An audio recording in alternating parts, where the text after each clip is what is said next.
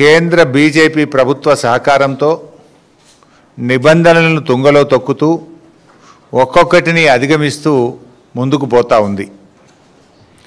కానీ ఈ రాష్ట్ర ప్రభుత్వం, ఈ రాష్ట్రంలో ఉన్న కాంగ్రెస్ ప్రభుత్వం రాష్ట్ర ప్రయోజనాలు కాపాడాల్సింది పోయి, రాష్ట్ర హక్కుల కోసం పోరాటం చేయాల్సింది పోయి, నిమ్మకు నీరెత్తినట్టుగా రేవంత్ రెడ్డి ప్రభుత్వం వ్యవహరిస్తూ ఉంది, పరోక్షంగా సహకరిస్తూ ఉంది.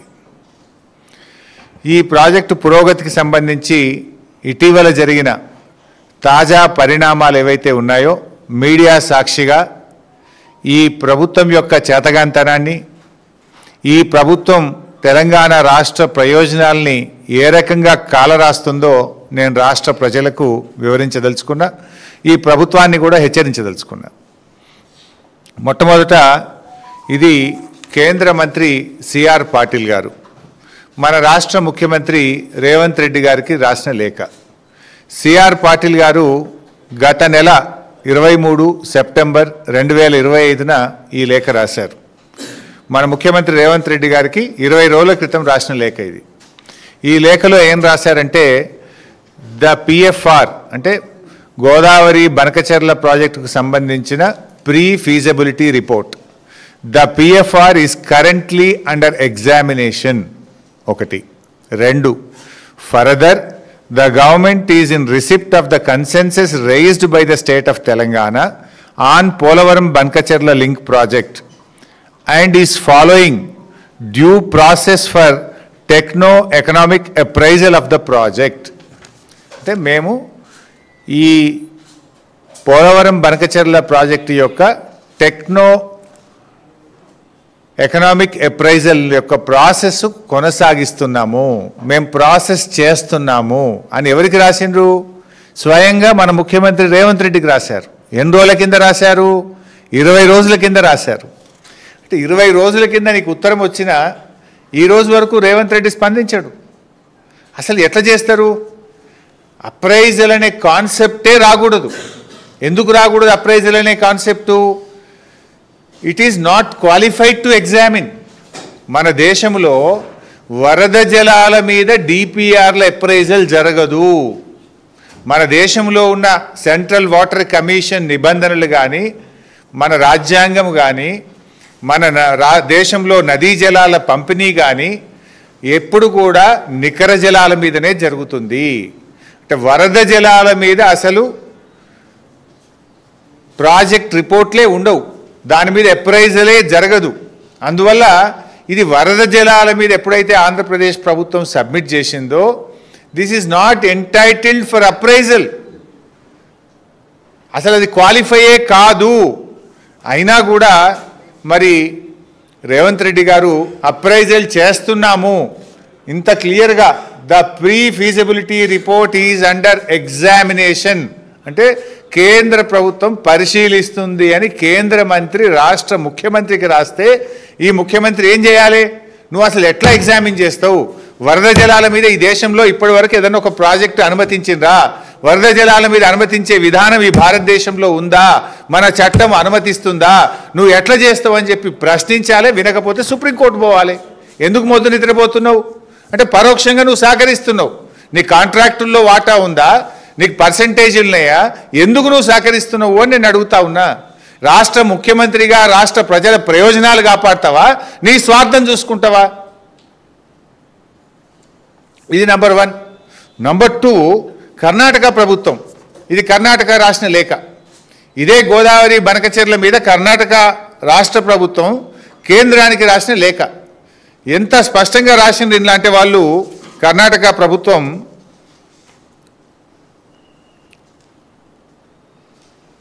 Para 11, page 3, by all the stated diversions by Andhra Pradesh, 80 plus 100 plus 243. 80 ఏమో పోలవరం ప్రాజెక్టు, 80 కంటే ఎక్కువ పోలవరం రైట్ మెయిన్ కెనాల్ నుంచి ఇంకో 100 తీసుకుపోతుండ్రు. 100 ఇప్పుడు బనకచెర్ల 243. 80 plus 100 plus 243 మొత్తం కలిపితే మాకు అగ్రిమెంట్ ఏదైతే అప్పుడు ఆంధ్రప్రదేశ్, మహారాష్ట్ర, కర్ణాటక కలిపి గోదావరి బచావత్ రిపోర్ట్ ప్రకారం, అవార్డు ప్రకారం ఒక అగ్రిమెంట్ చేసుకున్నారు.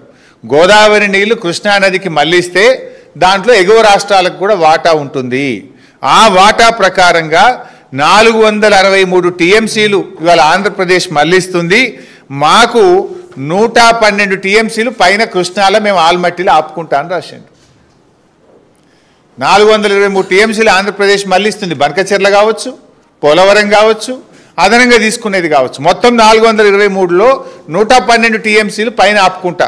ఎంత స్పష్టంగా రాస్తాడంటే పేజ్ 13లో the ministry of Jalshakti is requested to intimate the date of clearance of the project in question so that Karnataka can take appropriate action for utilization of Krishna water.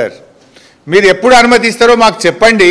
మీరు అనుమతిస్తే ఇక మేము తెల్లారికెళ్ళి మీద నీళ్ళు ఆపుకుంటా, కృష్ణానది జలాలు నేను ఆపుకుంటా మీద అంటుండు. మీరు అనుమతిస్తే మీద నీళ్ళు నేను ఆపేసుకుంటా అంటుండు. ఎవడు నష్టపోతాడు? తెలంగాణ పరిస్థితి రెండింటికి చెడ్డ రేవుడవుతుంది. కింద గోదావరి నీళ్ళు పోతే మీద కర్ణాటక వాడు కృష్ణా నీళ్ళు ఆపుకుంటే మన బతికేం కావాలి? మాకు హక్కున్నది. మాకు గోదావరిలో జరిగిన ఇంటర్స్టేట్ అగ్రిమెంట్ ప్రకారంగా ఆంధ్రప్రదేశ్ ఎన్ని నీళ్లు మళ్లిస్తే పైన కృష్ణాలో మా రేషియో ప్రకారం మేము ఆపుకుంటాము. 112 టీఎంసీలు ఆపుతామని చెప్పి ఇది కర్ణాటక రాసిన ఉత్తరం. ఇక మూడవది మహారాష్ట్ర కూడా రాసింది. ఇది మహారాష్ట్ర ప్రభుత్వం కేంద్ర ప్రభుత్వానికి రాసిన లేఖ. ఇందులో వాళ్ళు ఇంకా రెండు విషయాలు, ఇంకొక కొత్త విషయం కూడా చెప్పారు. ఇందులో ఏమంటున్నారు? ఒకటేమో మా హక్కుగా కృష్ణానదిలో మాకు ఎన్నైతే నీళ్లు గోదావరి అవార్డు ప్రకారం రావాలనో అవి తీసుకుంటాము. అవి కాకుండా మేము వరద జలాల మీద కూడా ప్రాజెక్టులు పంపుతామని రాసిండ్రు. ఇందులో ఏం రాసిండ్రో నేను చదివి వినిపిస్తే చాలా పాయింట్స్ ఉన్నాయి, కానీ నేను క్లుప్తంగా స్ట్రైట్గా I will come to the point. Para 13, page 3, as all water include flood water also, the entitlement of flood waters to the upper riparian state has to be decided first before resorting to appraisal of flood water project in the subject matter. మీరు అసలు flood water మీద appraisal చేయకూడదు. ఒకవేళ చేసేది ఉంటే మరి మహారాష్ట్రకు కూడా ఫ్లడ్ వాటర్ ఉంటుంది కదా, మా వాటా ఎంతనో చెప్పండి. Point number 1. పాయింట్ నెంబర్ 2, ఇంకో మాట ఏమంటున్నారంటే the central water commission of Jal Shakti has any guide lines for considering appraisal of flood based projects. The same may be intimated for submission of flood based projects in Maharashtra also. Flood based ప్రాజెక్టుకు appraisal ఇవ్వచ్చా? నియమ నిబంధనలు వర్తిస్తాయా? ఉంటే మాకు తెలపండి, మేము కూడా గోదావరిలో ప్రాజెక్టులు కట్టుకుంటాము అని వాళ్ళు ఏమంటారు?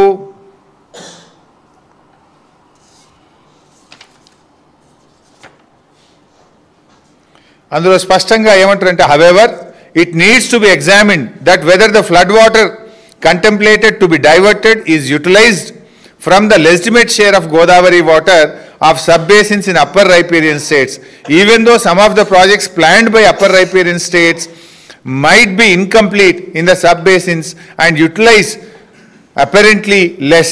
The total planned use of all projects and not the actual utilization in the said sub-basins need to be considered while arriving at the exact quantum of water. అంటే స్పష్టంగా మహారాష్ట్ర ఏం చెప్తుంది అంటే, ఒకటి కృష్ణానదిలో మా వాటా ఉంది, 74 టీఎంసీలు పైన ఆపుకుంటాము, ఒక పాయింట్. రెండవ పాయింట్ ఏమంటున్నారు? వరద జలాలు వాడుకునే హక్కు ఉంటే మహారాష్ట్ర మాకు కూడా విదర్భాలో కరువు ప్రాంతం ఉన్నది, మేము కూడా వరద ప్రాజెక్టులు కడతాం, పైన కట్టి లోయర్ పెనుగంగ మీద ప్రాణహిత మీద మేం ప్రాజెక్టులు కట్టి మేం విదర్భకు నీళ్లు తీసుకుపోతా అంటుండు. అప్పుడు ఏమైతే తెలంగాణ పని? రెండిటి చెడ్డ రేవటి. కర్ణాటక ఏమంటుంది? పైన మేము 112 టీఎంసీలు ఆగబట్టుకుంటా అని కర్ణాటక అంటుంది. మహారాష్ట్ర ఏమంటుంది? పైన కింద ఎన్ని మారుస్తారో దాని లెక్క ప్రకారంగా 74 టీఎంసీలు కృష్ణాలు ఆపుకుంటా, గోదావరిలో కూడా నేను ప్రాజెక్టులు కట్టుకొని విదర్భకు నీళ్లు తీసుకుపోతా అంటాడు. ఇప్పుడు మధ్యలో తెలంగాణ ఏమైపోతుంది? శాండ్విచ్ ఖతమైపోతుంది. అంటే కింద ఇటు ఆంధ్రప్రదేశ్ అటు మహారాష్ట్ర గోదావరి నీళ్ళు తీసుకుపోతామంటుండ్రు, పైన కర్ణాటక మహారాష్ట్ర కృష్ణానది నీళ్ళు ఆపుకుంటామంటున్నారు. రేవంత్ రెడ్డి మొద్దు నిద్రపోతున్నాడు. ఇవి నేను